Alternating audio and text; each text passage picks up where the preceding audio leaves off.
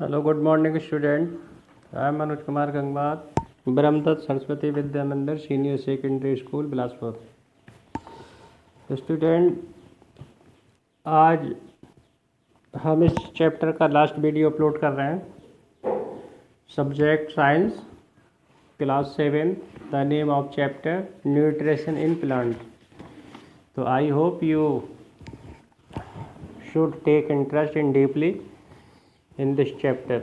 लेकिन आपसे एक आशा की जाती है, एक होप की जाती है कि आप इस वीडियो को लाइक एंड शेयर जरूर करें, ठीक है। Now let us start. During the rainy season they soil many things, ask your parents about the manage of fungi in your house.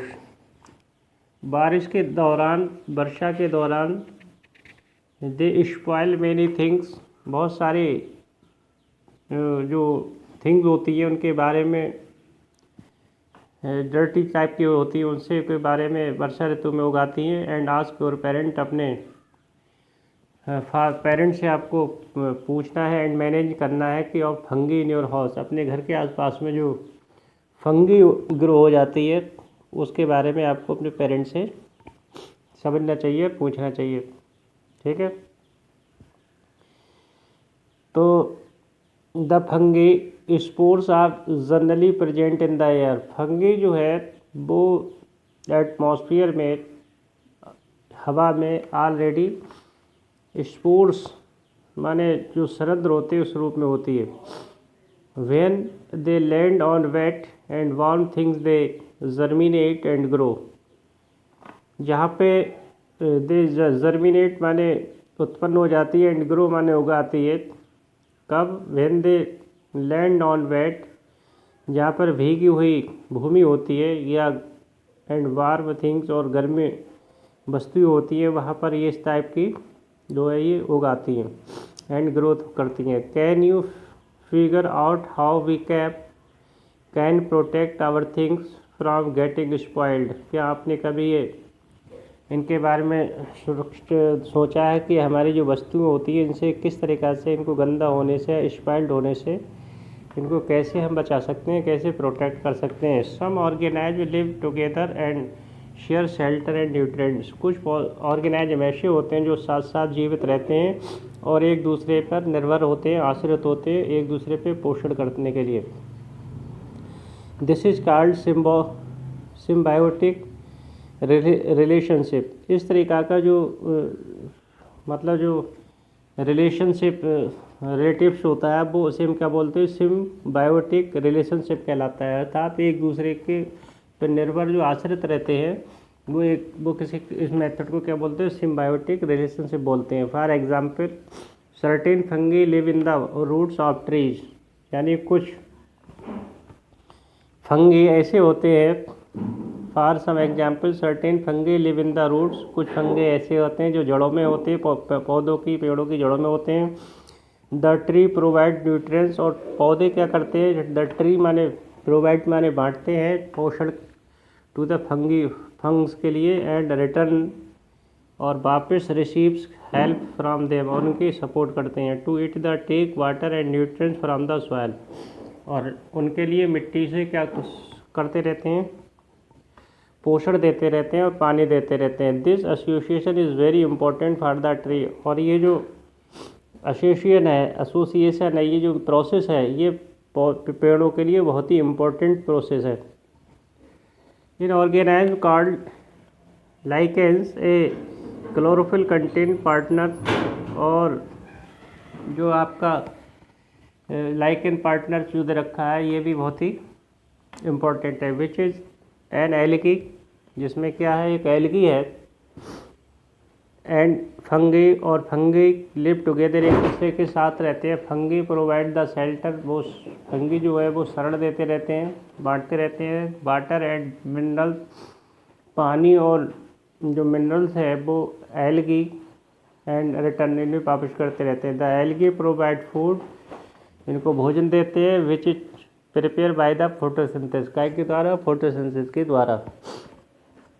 तो स्टूडेंट, ये जो आपको बात बताई जा रही है, ये सब क्या बताई जा रही है, ये आपको इसलिए बताई जा रही है कि जो प्लांट्स एंड फंगे या एनिमल्स या मैन या ह्यूमंस या ऑर्गेनाइज जो एक दूसरे पे यानी how can depend with each other, एक दूसरे पे कैसे निर्भर करते हैं, मतलब एक दूसरे का क्या गिव एंड टेक है, क्या आदान प्रदान है, ये सभी बातें आपको समझना है कि nobody can live without relationship, बिना उसके सहभागिता के कोई नहीं रह सकता, किसी का कुछ भी योगदान हो सकता है, किसी का कुछ भी योगदान हो सकता है। ठीक है, आई होप आपको ये अच्छे से समझ में आया होगा। नेक्स्ट है 1.5, nutrients are relation replenished in the soil. अब इनका जो रेप्लेनिश है, ये जो परिवर्तन है वो न्यूट्रिएंट किस तरीक़ा से होता है। Have you seen farmers spreading manure और फर्टिलाइजर्स इन द फील्ड। आपने देखा होगा कि आपने देखा है कि जो किसान लोग हैं वो मैन्यूर और फर्टिलाइजर्स अपने खेतों को देते हैं, फैलाते हैं। और गार्डनर्स या अपने बगीचों में using them in A line, आपने देखा होगा बगीचों में भी मैन्यूर या खाद का प्रयोग करते हैं। और पॉट्स, डू यू नो, क्या आप जानते हैं why they are added to the soil, कि वो मिट्टी में क्यों मिलाते हैं। क्या आपने इस पर कभी विचार किया है। हम जो मैन्यूर है, खाद है, ये सभी हम पौधों को देते हैं, प्लांट्स को देते हैं, ऐसा हम क्यों करते हैं। व्हाट इज़ द रीज़न, इसका रीज़न क्या है, इस पर आपको कभी आपने विचार किया है। व्हाट डू यू थिंक, कभी आपने सोचा है। जब नहीं सोचा है तो उसके बारे में आपको समझना चाहिए। यानी you learn that the plant absorb minerals nutrients from the soil. आपने ये अध्ययन किया है कि जो पौधे होते हैं वो मिट्टी से मिनरल्स न्यूट्रिएंट्स एब्जॉर्ब करते हैं। Show their amount of the soil keep on the deck lining. और इस प्रकार से जो उनकी मिट्टी की जो क्वांटिटी है वो कीप ऑन अपने पास सुरक्षित रखते हैं। फर्टिलाइजर्स एंड मिनरल्स कंटेंट्स, और जो फर्टिलाइजर्स और खाद, जैविक खाद है, ये पौधे के लिए पोषण होता है। Such as a nitrogen, potassium, phosphorus, जिसमें किस तरीक़ा से, जिसमें नाइट्रोजन है, पोटेशियम है, फास्फोरस है, ये पौधों के लिए न्यूट्रिएंट्स का काम करते हैं, अर्थात ये पोषण देते हैं। These minerals need to the added from time.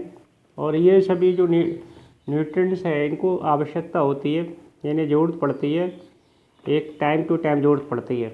In reach to the soil, ज़मीन के लिए, भूमि के लिए। We can grow plants the keep them healthy. We can grow, हम उगा सकते हैं पौधों के लिए, एंड कीप देम, उनको रख सकते हैं, स्वस्थ रख सकते हैं, हेल्दी रख सकते हैं। इफ़ वी कैन फुलफिल, अगर हम इनको पोषण जो है भरपूर मात्रा में अगर हम पौधों को दें तो हम इनको कैसे रख सकते हैं, इनको स्वस्थ रख सकते हैं। Usually crops required a lot of nitrogen to make proteins. आमतौर पे जो फसलों के लिए सबसे ज़्यादा आवश्यकता नाइट्रोजन की होती है और प्रोटीन्स की होती है। आफ्टर द हार्वेस्ट, फसल के बाद या फसलों के लिए, the soil becomes deficient in nitrogen. इनमें मिट्टी के लिए क्या की जरूरत पड़ती है, नाइट्रोजन की जरूरत पड़ती है। You learn that through the nitrogen gas is available. आपने देखा होगा कि ये जो नाइट्रोजन गैस की जो आवश्यकता पड़ती है ये उपस्थित होती है in the planetary in the air, हवा में भी होती है। Plants can not use in, जबकि पौधे कैन नॉट यूज, इसका प्रयोग नहीं कर सकते। In the manner they can use carbon dioxide, यानी डायरेक्टली ये नाइट्रोजन को अडॉप्ट नहीं कर पाते हैं कार्बन डाइऑक्साइड की उपस्थिति में। दे need nitrogen in a soluble form, अर्थात इनको ये घोल के रूप में मिट्टी में मिलाया जाता है, तब कहीं जाके रूट्स इनको एब्जॉर्ब कर लेती हैं, एब्जॉर्ब कर लेती हैं। They need nitrogen in a soluble form. The bacterium called the rhizobium can take atmosphere nitrogen and convert it. एक जो राइजोबियम जो बैक्टीरिया होता है वो इसको नाइट्रेट में कलेक्ट कर लेता है, अर्थात नाइट्रोजन को कलेक्ट कर लेता है, अपना भोजन बना लेते हैं। So it leave the roots of grams, ये कहाँ पर होते हैं, उसमें चना के जड़ों में होते हैं, मटर की जड़ों में होते हैं, मूंग की जड़ों में होते हैं, बीन्स की जड़ों में होते हैं, and begins and provide them with nitrogen। आपने देखा होगा कि इस तरीक़ा के जो रूट्स होते हैं वो इनको कलेक्ट कर लेते हैं। आई होप आपको अच्छे से समझ में आया होगा। The symbiotic relationship, the association of the great significance are the farmers, they do not need to add the nitrogen fertilizers to soil in which leguminous and plants are grown। आपने देखा होगा कि जो पौधों के लिए सबसे अधिक मात्रा में काय की आवश्यकता होती है, नाइट्रोजन की आवश्यकता होती है। इस प्रकार से जो फार्मर्स होते हैं वो फर्टिलाइज़र्स का यूज़ करते हैं, खेतों में सबसे ज़्यादा फर्टिलाइज़र डालते हैं, ठीक है, because plants needed more nitrogen as a food. In this chapter you learn that most of the plants are autotrophs. इस चैप्टर में आपने सीखा कि पौधे क्या होते हैं, ऑटोट्रोप्स होते हैं, अर्थात स्वतः अपना भोजन करते हैं।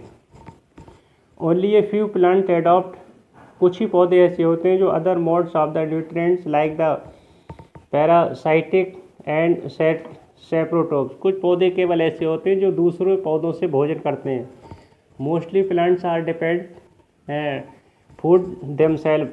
बाकी ज़्यादा से ज़्यादा जो प्लांट्स होते हैं वो अपना भोजन अपने आप करते हैं। दे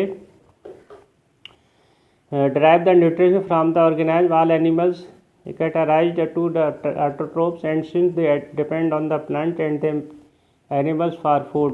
और जो एनिमल्स होते हैं वो अपना भोजन नहीं बना सकते, वो प्लांट पर डिपेंड होते हैं, ठीक है। Can you say that the insectivorous plants are the partial heterotrophs. और कुछ जो ऐसे होते हैं उनको इंसेक्ट करते हैं, यानी अर्थात हेटरोट्रोप्स होते हैं, ठीक है। तो आज ये चैप्टर समाप्त करते हैं और नेक्स्ट वीडियो नेक्स्ट चैप्टर के साथ फिर आपसे मुलाकात होगी।